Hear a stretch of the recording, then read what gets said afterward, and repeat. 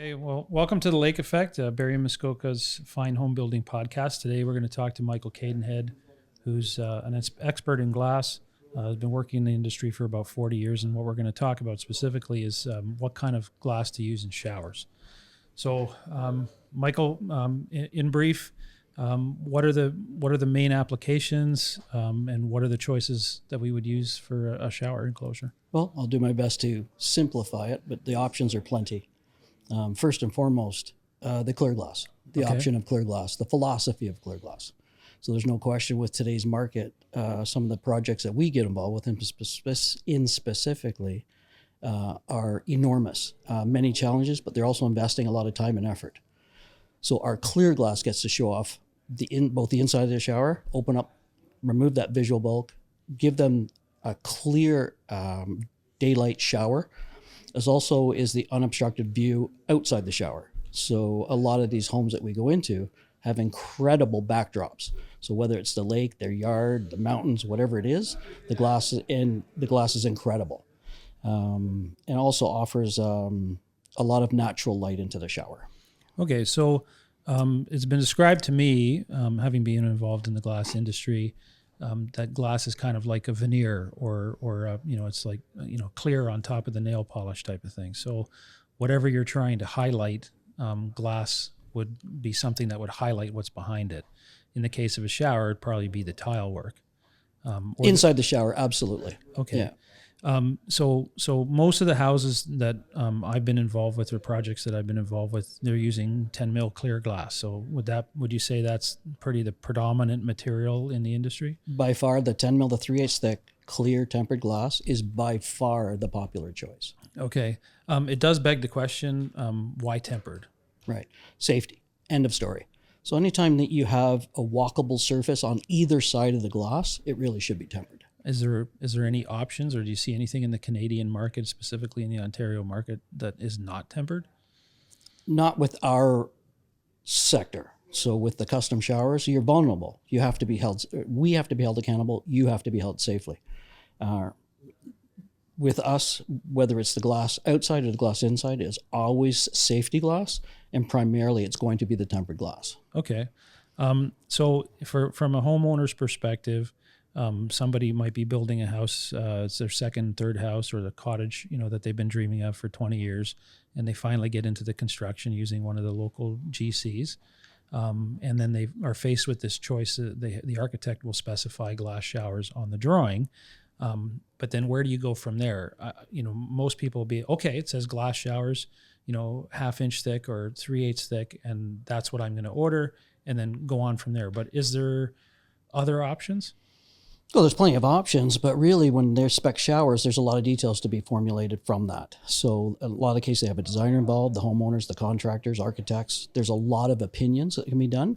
But at the end of the day, we try and take our order. We find out what they want and try and achieve that as close as humanly possible.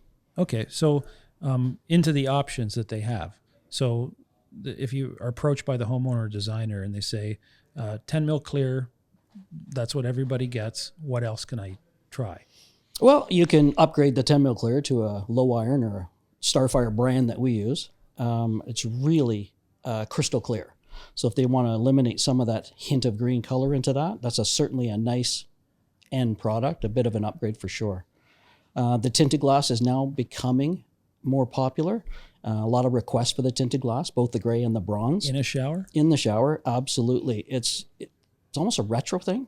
But it seems to be making a circle back. And the textured glass, still asked for, but usually at the end of the day, they're going to resort back to the clear glass. What's textured glass? The textured glass where you'd have an obscure view. So it's great if you have a shower that's in a Jack and Jill bathroom, so you have a bedroom on both sides, or perhaps we might have a clear glass shower and right beside it is a textured water closet to achieve some sense of privacy. There's a few numbered bedroom doors that we've been done in the past where we just do it in textured glass. Okay, what are the commonly available types of textured glass that you'd be able to supply? Well, we're a bit limited. There's many textured glass on the market, but we're a bit limited because we need the heavy glass to accommodate for the safety and the hardware. So you're looking at a natural acid etch glass, a nice sheen, silky finish. which is incredibly nice, quiet, elegant. Then you can start to get into the textured glass, the pinheads, the ribbed glass or fluted. There's many names for it. And then there's rain glass, which is to replicate a bit of a wet moisture on the glass. Okay, so if somebody was considering going from just a 10 mil clear, which a lot of the pictures you go on Pinterest and Instagram and you look up glass showers, you're going to get a lot of pictures of clear. But occasionally you put in textured, or you put in, if you know the specific type of glass that you might be entertaining, you're going to get some pictures. And I find that most people's journey into their glass shower design starts with an internet search, Google search in that regard. It'd be fair to say that everybody's search for everything starts with that at this point, right? But that's right. Okay, but there's new things emerging, and eventually, and if somebody who's watching this podcast has an interest in diving in a little deeper and understanding, what their choices are. So when they get to this point that they've seen all these pictures, and I'm sure you get this because I know I do, is you get a picture, it might even be a doctored picture, Photoshop picture of something that doesn't even exist in reality. It's like, an E.M. Etcher, or what was that artist's name? M.C. Etcher, right? Where staircase that goes to nowhere.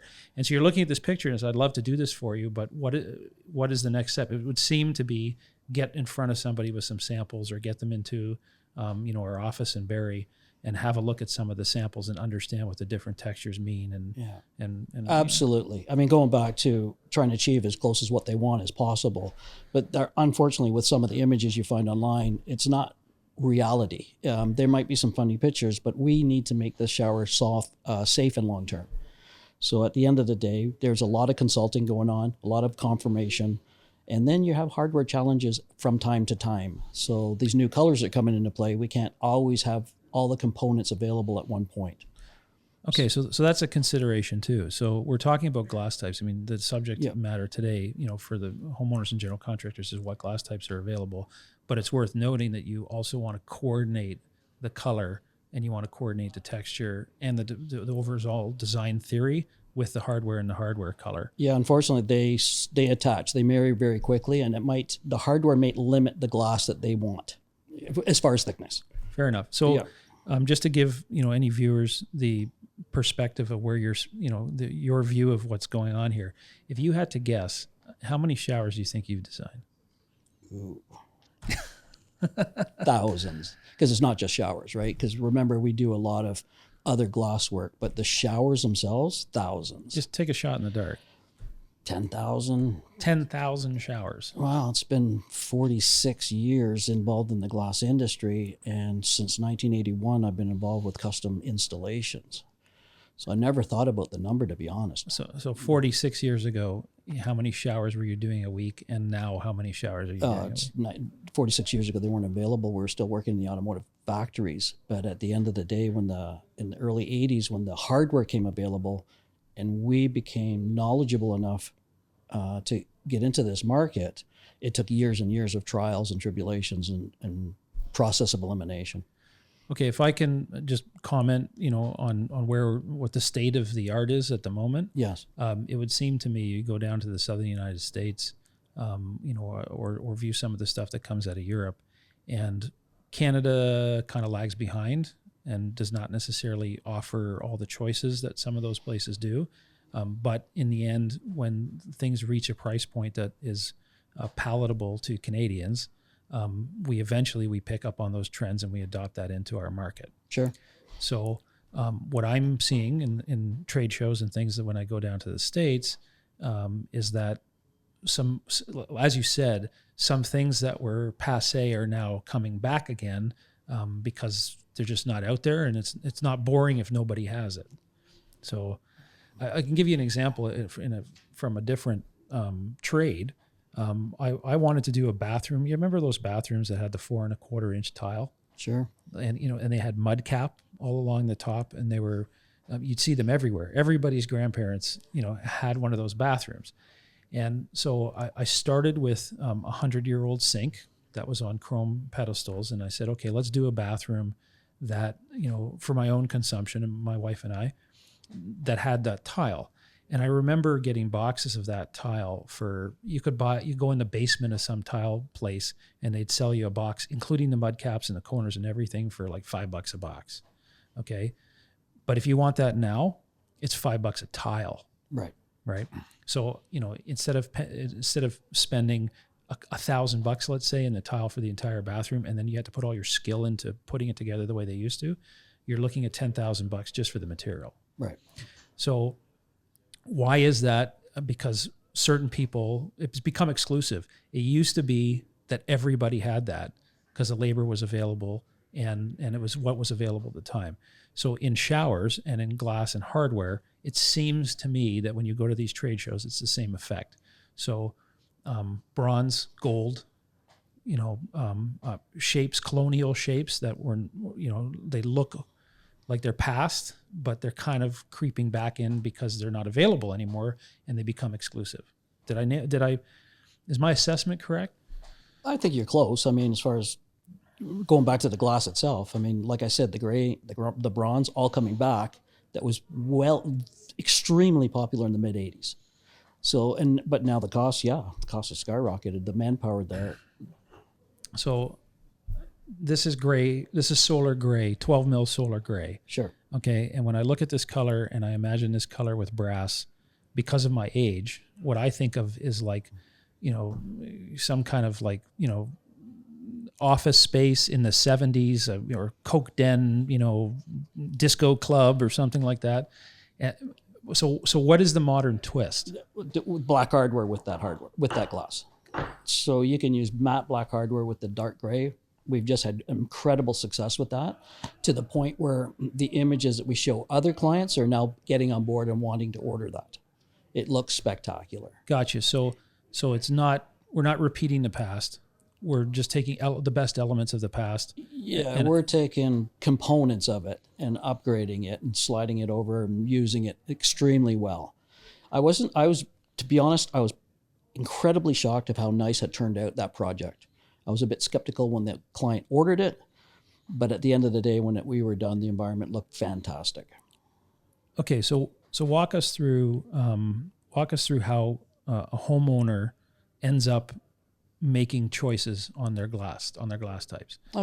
That can come from many ways. I mean, you have multiple homeowners. Every homeowner knows a lot of people with a lot of opinions, so they're going to gather that before they even approach us. But if they're in association with a contractor or a designer, there's going to be a lot more opinions thrown into there. They're going to look online, as you said, or Pinterest. They're going to see some examples, and they're going to hone in on something that they prefer. That's when we come in and say, okay, that looks fantastic. We can do that. Or if there's any challenges, we can explain where that challenge is and how do we remedy it. Can the homeowner arrive at the table through choices? So if the homeowner wants to arrive at the table with their choices, or some form of education, I mean, watching this podcast would be part of that education. Sure. Going into a showroom would be part of that education. Getting a set of samples would be a part of that education. What do you think, is for the homeowners who are watching this, who want to help their designer and help their general contractor know that they're arriving at the table with some idea of what they want to do? What do you suggest it being the best possible way to do that? Well, I think come and see us, really. Come and see us. Yeah, ideally it would be great, because then you can we'd have more access to a lot of things. It's going to boil down to the clear glass in most cases anyways. But if they truly want to see it up, they can take a look at some of our showroom components. They can look at the office doors, the showers that we have in there in the office, and really get a sense of the finished product, how it looks from a distance. Well, I can attest to the fact because, I work at Accurate Glass, and I see from time to time the drawing packages that you put together. Sometimes I'm put on the spot where I have to do what you do and make a drawing, and like, my 3D perspectives sometimes look like, the viewers, woke up with a hangover. Okay. and the view is twisted. Okay. But, there's an art form to it, and creating the drawings. I mean, I've seen lots of companies, they create digital drawings. They have, digital formats that give you an idea of what they definitely give you a great idea of what you're going to get. But when you have a handwritten drawing in the way in which you do it, you're able to add some kind of flavor to it. It also shows that it's not just a machine punching out variables based upon what can be sold by that company to get the most amount of money out of the homeowner. There's a design aspect to it, and it gives the idea that you've put something into it. The hand drawings kind of will always be better than anything a machine will produce, automatically from a rote set of variables. Well, the drawings themselves come directly from their premise, their house, their bathroom, their specifics. So I think that's what gets us success, is that we are designing the shower based on exactly what they are dealing with in that room. So, I mean, the first time that I was involved with, I had a very nice lady come in the showroom, and she was explaining to me what her bathroom was like. So I drew it out as she explained. So she said, yes, you understood it. That's exactly what I was thinking. So I'm focusing on the shower. I said, here you go. This would work if you build it like this. Well, when I went to measure the job a year later, they had built the bathroom to that design. So there is a spot where you have to be careful. But at the end of the day, a footprint of the bathroom, you want it to be user-friendly. You want to have that gentle, easy feel that you can walk from one side to the other without an obstruction. So my design features are always ergonomics to make sure that client can walk in and walk out of their shower without you losing any use of their bathroom. To summarize that, what I see is that somebody who picks up the phone or goes on Google and tries to find a shower company in Muskoka or Barrie, and they get a polite, knowledgeable person on the other end of the phone. They go through websites and pictures and inspiration galleries, and they might have looked at Instagram and things like that, and that's what they're loading their head with, okay? And they're usually able to come up with something. They might even have pictures, of the space. And I find most of the pictures that I see of the space, it's usually when the tile is partially complete. Yeah, often. Okay, because they're thinking the next step, but absolutely, but the actual work is not totally done. It's usually not before that, like long in advance, where you have the opportunity to influence things in one way or another. When you actually show up on site, and when I say you, I mean collectively, you, the other people in the Accurate Glass company who show up on site, myself, you have the opportunity to talk to the homeowner or the designer or GC or whoever you're meeting on site and say, hey, why don't we, the door's going to swing like this. Do you want it all the way in, or you want it just in, or you want it in and out? Are we going to hit the toilet? Are we going to hit the ceiling? And asking these questions, and you kind of come up with something that is very practical for them in their life. There's no way that just punching in numbers off-site without having visited the site, lets you know that everybody in the house is really short or everybody's really tall. Mm-hmm. You know what I'm saying? Like there is things you can do it is a custom product. Absolutely, and that's what we do. And custom consultation is part of the game. Because of the on-site challenges, we want to come up with a remedy long before the challenges even present themselves. So sidestep the hand grenade, if you will. Yeah, I mean, we do make mistakes. I'm sure you've made mistakes, right? But the thing is at least you have the opportunity to make those mistakes, which means you also have the opportunity to get it right. Well, you have a fighting chance of giving the client exactly what they want / need. So how do you find us? So we were talking earlier, back to the point. So shower types, you're picking out your glass types. Yes. You're picking out your glass types. How do you find us? So we'll jump to our website. So our website is pretty easy to find, accurateglassproducts.com. Yes. It's a long word, but it's really easy to remember. accurateglassproducts.com. Now our site, because we actually fabricate our own glass, we have a factory in Barrie, been in Barrie for 36 years. When you get to the site, when you land on the site, you want to choose installation. Go to the installation side. That's going to give you the resources you need. You're going to come up with a bunch of pictures and installation resources. If you scroll down, you'll come to glass showers. It depends on what you're using the glass for. So it's divided in that way. So let's go to glass showers. Okay. And then you have your installation, Barrie, Simcoe, Muskoka. So we travel, let's say about 3 to 3.5 hours away from our shop. We'll get into that in a separate conversation. And then you come to the various types of glass. Now, this website, I think we're going to revise this, but this gives you a good idea. You look to left to right. So you have clear glass on the left, then you have just the tile on the right. Then you have low iron glass, and Starfire's a brand. Yes. Okay, so a brand of low iron glass. A brand of low iron glass. Why is it called low iron? Well, it's the iron content that's naturally in the glass. So you'll see a hint of celery color, as I refer to it, is in natural stock float glass. You'll see that in every window, every mirror that you look closely in, every glass that you hold up. The Starfire glass is a low iron. They cannot say no iron for obvious reasons, but it's a low iron content. The process is a little bit more challenging. Consequently, the price goes up. It's a spectacular product for those with an eye for detail, for sure. Okay, so would it be fair to say, I mean, I've heard people refer to clear glass as green glass because you look at the edge and it's green, and other people call Starfire blue glass because it looks like light blue. Yeah, the aqua blue, it actually looks spectacular. Okay, so the low iron glass, brand name being Starfire glass. Yep. What is the price vector? Like if you have your average, let's say a corner shower, it's 4 pieces of glass, and a door in the center, same hardware. What is the difference between a low iron shower and a clear shower? Right. I'm going to say roughly 25%. You have to remember it's just the glass component that's going up. So you look at the same parts that are required, the same labor is required, the same manufacturing is required. The element of risk goes up slightly, and then the cost of the glass itself goes up. I'm going to say roughly 25%, but that's not across the board. The size of the shower, the quantity of the showers will make a difference. Okay, so what would you say within Muskoka? Yeah. One shower. Yes. In a cottage. Yes. Drive up cottage, not on an island. In the middle of summer. Yes. Okay. And why are you laughing at the island thing?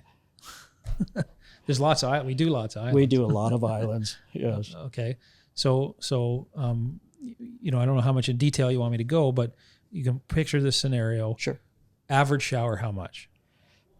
You call it $2,800 to $3,000 on a typical garden variety regular shower with roughly 40 square feet. Okay. All right. So around $3,000. Yeah. So how much is that shower going to be if that same $3,000 shower is now in ultra clear or low iron or Starfire, whatever you want to call it? Roughly $4,000.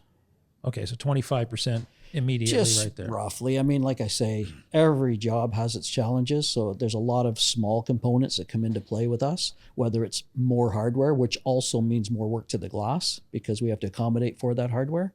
But that's just a general garden variety thought process. Okay, what else can you do to that low iron shower now to make it even more an exclusive product? Well, we have the AccuShield product now that we are a distributor of. So we're having more and more interest and demand for that.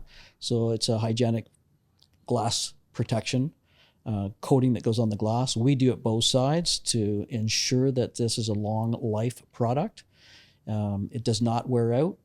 It looks fantastic. It's invisible to see, but it really does help against the impurities of the glass slowly building up, inevitably what would happen. Okay, so what we're talking about here is glass coating like Rain-X. Higher quality than Rain-X, yes, but that idea. Okay, so my understanding of this and how those glass coatings work, yes, from my knowledge and perspective, would be that glass effectively, because it has metal in it, and particularly iron, and like you said, low iron still has some iron in it, and iron rusts, iron corrodes. And so over time, now I've seen showers that, frameless showers that are 10 years old plus that were not coated in any way. And they get a white film on it, which I learned later, in my life that's corrosion. And no matter how much you scrub and how much you try and clean it off, you can't clean. It's like trying to clean rust off a rusted car, right?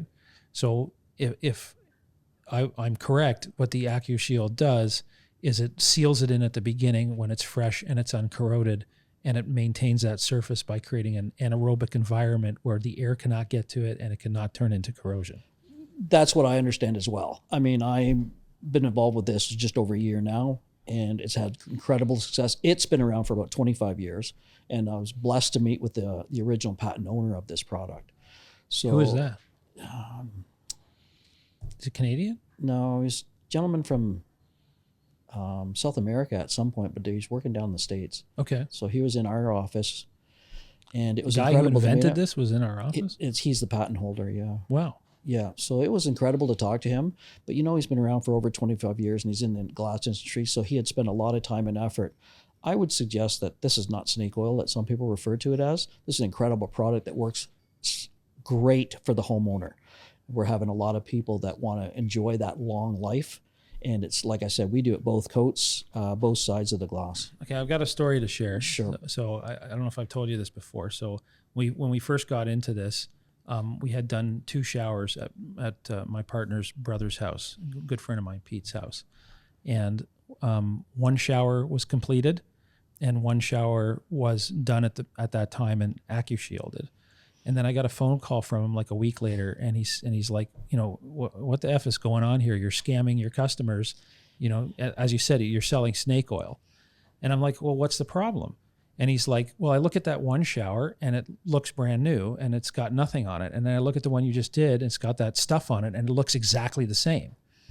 And I was like, yeah, well, if you come back in 10 years, the one that's coated is still going to look the same, and the one that is not coated is going to be all corroded. Right. And so, so I apologize if that's, we can't fast forward to 10 years from now and you can see the difference between one that's got totally corroded and one that's there's a bit of leap of faith here. Yep. But they understand, and we give them the literature as well. Yes. So they can read exactly what we're applying to their glass and what to expect from it long term. So what can we show them? What can we show homeowners and general contractors, designers, and architects that it's not a leap of faith, that it's real? The literature that we have. Okay. So that really, to me, backs up everything. I send it with every one of my quotes at this point because I want to give people the option. They don't have to take it, but at the end of the day, I strongly recommend that they do, and it's supplied every time. Okay, so if we jump to the website, we go to the AccuShield protective glass coating. It's right here on the website. The literature that you're referring to would be some of the items listed here, which shows that there's no cure time, that it's optically clear, that it's anti-corrosion, that it's a nano coating. And then you have this lovely diagram here that shows you, can you see that, Mike? Right. Okay. So to me, if you demonstrated this specifically, it's the same like you see Rain-X being demonstrated. You coat half a windshield. Yes. And then you take it for a drive in the rain. That's right. And you can very clearly see that one side is beating off the water and the other side is, got surface tension. And so the biggest advantage I see here immediately, like from day one, not just day, what's 365 times day 3,650. Way to go. Yeah. Yeah, I passed grade 6. Yeah. So was it grade 6 or Canadian, education system? This is evident immediately when you're cleaning. That's correct. Okay, so that's definitely a selling point to anybody who's considering doing this. You can clean it. So let's say you have your $3,000 average shower in clear. What happens? How much cost does this add to it? We're charged by the square foot typically. I mean, that price can be negotiated depending on the volume of the showers we're doing at the time, but roughly $8 a square foot. So you're looking at about $350. $350, and if you have to clean that shower, every week or a couple times, I think whatever you're doing, right? Yeah, because it's only going to protect the glass. I mean, you can have high iron content in a lot of water, and it's still going to affect the tiles around it. So generally, there's maintained at least once a week. Wipe on the glass. That's all it is. Okay, so if we've covered. Here's your average clear glass. Sure. Here's your average clear glass if you convert it to low iron, and Yep. here's your average clear glass if you convert it to AccuShield glass. Yes. What about your average shower, $3,000, and then you're now adding low iron, and then you're also AccuShielding it? Yeah. So then you're at the $4,500 mark roughly, right? Okay. Just under, I guess. Could you get that anywhere else? You'd have a hard time. We can offer every single service available. Okay. Yeah. Is it going to affect the timing? No, not at all. So what is our timing that we're promising, going into 2025 here? Yeah, I think it would be fair to say from us, boots on the ground, measuring the job, consulting, and finding the final designing and getting the final price to the homeowner, contractor, whoever we're dealing with. I'm going to say 3 weeks is a reasonable time for us to manufacture the glass, give us enough time to do it properly. If they're going to coat it, we can coat it. We'll show up on site, coordinated with our staff to theirs, and then get it done. And then you have your warranty after that. But I think 3 weeks from measure to install is a reasonable timeline. And specific to the point of the type of glass, is it going to change it in the timing in any way? Unless it's a specific glass that we don't have in-house. So it would be a tinted glass. I mean, it's a good chance that we don't have all textured or all tinted at all times. But if that costs us a week, so be it. That's roughly what it would be. So they get so for the main choices, it doesn't affect the timing. If you're going to change to a textured glass, like reeded glass, Niagara glass, or a tint glass, yes, it might add a week's time. That would be generally. Yep. Okay. Yep. Okay. And so back to the glass types again. Is AccuShield, let's just be clear here, AccuShield can be applied to any type. We're always clear. Yeah. Yeah. And we sell glass. The textured glass we tested that on the acid etch glass. So we really referred to this clear side only. So there's a smooth side and a textured side on the glass. And we're finding that on the textured glass, it's a bit tough to adhere to the textured side. But at the end of the day, we still have the smooth side that we can apply it to. The smooth side is typically in the shower side. Yes. So it's still controlled the environment there. Okay, so let's jump to from here. I guess it's a glass type, conversation. Maybe it's a hardware type conversation we can save for another episode. But there's this Pinterest picture, and I don't know where it's from, and I've gotten it. People have friends of mine who know that I'm involved in the glass business have texted it to me or emailed it to me at all hours of the day and night, which I'm sure that happens to you from time to time. And it's got this grid on it. Sure. Okay. Yep.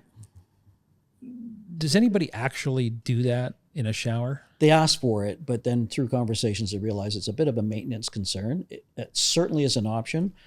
Basic economics is going to come into play. So how they want to do that. There's a stick-on grid that can give them that appearance. Yes. That can look fine. I'm really okay with that, but they have to remember that they're giving themselves a maintenance concern. There's going to be a spot where the water can start to stack. We cannot cure that product. Okay. But we're finding that more and more people, we might frame the glass in a nice black frame and leave the grid off in the shower portion. So what I can find online, there's this picture that kind of haunts me online. Yes. Okay.